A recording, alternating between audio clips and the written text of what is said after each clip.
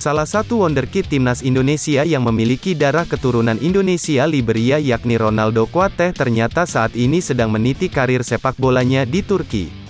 Diketahui sejak bulan Februari lalu, Ronaldo Kuateh menjadi bagian dari tim yang berlaga di kasta kedua Liga Turki, Bodrumspor.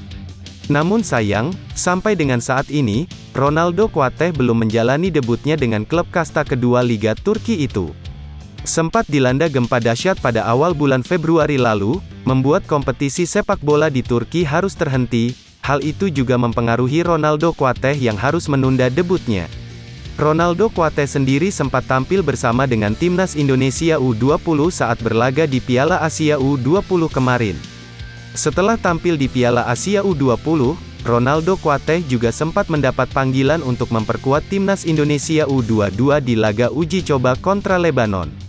Namun sayang, pada laga tersebut, Ronaldo Kuateh harus mengalami cedera dan harus menepi dari lapangan hijau untuk sementara waktu. Hal tersebut membuat Ronaldo Kuateh harus absen membela timnas Indonesia U22 di ajang SEA Games 2023 lalu. Bahkan membuat Ronaldo Kuateh harus bersabar menunggu kesempatan debut dengan klubnya saat ini Bodrumspor. Sebelumnya diketahui, kalau Ronaldo Kuateh sempat bermain untuk Bodrumspor U19 sebelum dirinya mengalami cedera. Ronaldo Kuateh sempat berlaga di 3 laga Bodrumspor U19 pada akhir musim lalu. Bahkan Ronaldo Kuateh sendiri, sempat masuk ke dalam daftar pemain Bodrumspor saat menghadapi Bandirmaspor bulan Maret lalu. Namun sayang, Ronaldo Kuateh masih belum mendapat kepercayaan dari sang pelatih untuk bisa turun di pertandingan tersebut. Pada musim 2023-2024 ini Ronaldo Kuateh belum sekalipun bermain baik bagi tim senior maupun U19 Bodrumspor. Belum dapat dipastikan apakah cedera yang dialami oleh Ronaldo Kuateh beberapa waktu lalu menjadi alasan mengapa pelatih Bodrumspor tak kunjung menurunkannya.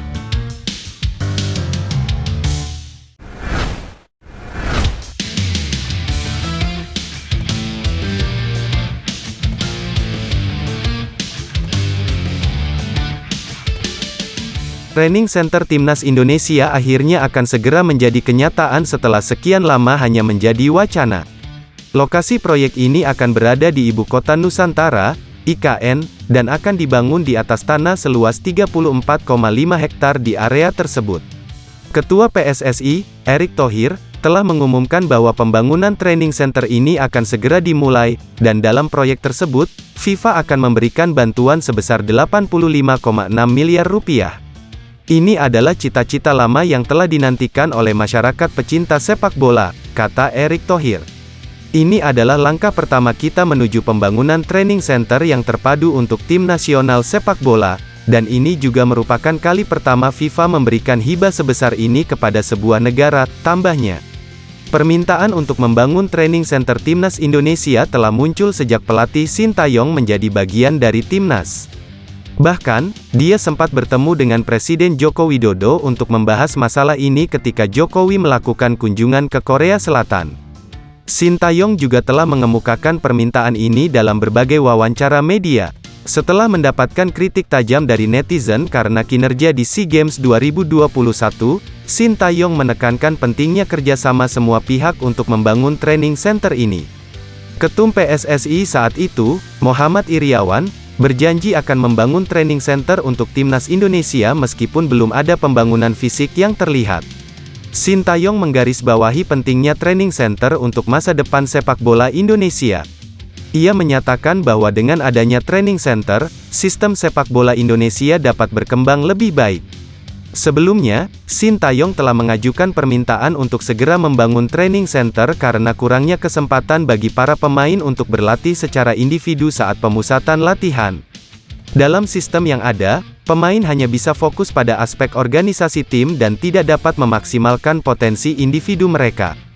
Dengan adanya training center, Sintayong berharap pemain timnas Indonesia akan memiliki lebih banyak kesempatan untuk berkembang.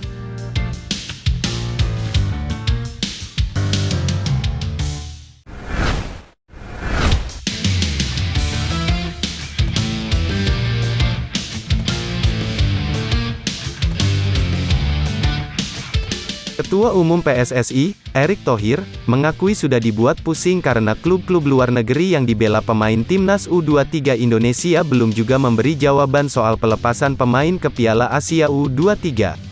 Timnas U23 Indonesia memang dipastikan lolos ke Piala Asia U23 2024 di Qatar.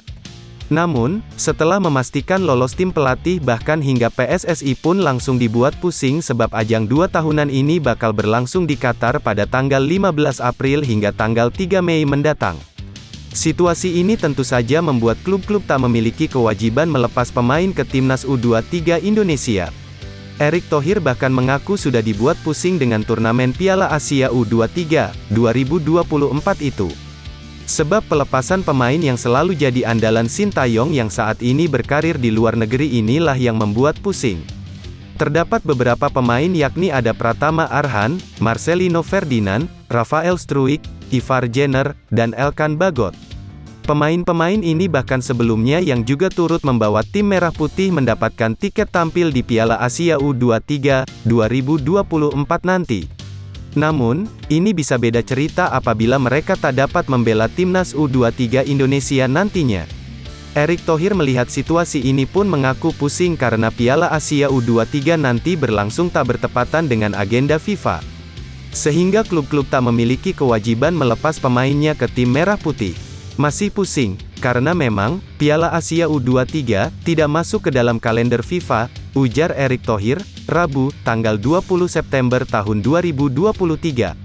Erick Thohir menekankan bahwa ia belum juga mendapat jawaban dari klub-klub para pemain abor. Pemain-pemain kita yang di Eropa masih belum mendapatkan jawaban bisa memperkuat atau tidak. Kita ketahui ada 4 hingga 5 pemain bermain di Eropa, ucapnya. Namun, untuk pemain yang bermain di tanah air dipastikan tak ada masalah. Karena kompetisi di Indonesia akan diliburkan sejenak agar pemain bisa membela Timnas U23 Indonesia di Piala Asia U23 2024 nanti. Saya meminta kepada Liga khususnya buat Piala Asia U23 bulan April, saya memohon kepada Liga berhenti sebentar, kata Erick Thohir. Liga sudah menyanggupi, klub-klub juga sudah menyanggupi sehingga ketika Piala Asia U23 di Qatar pemain terbaik bisa main, tuturnya.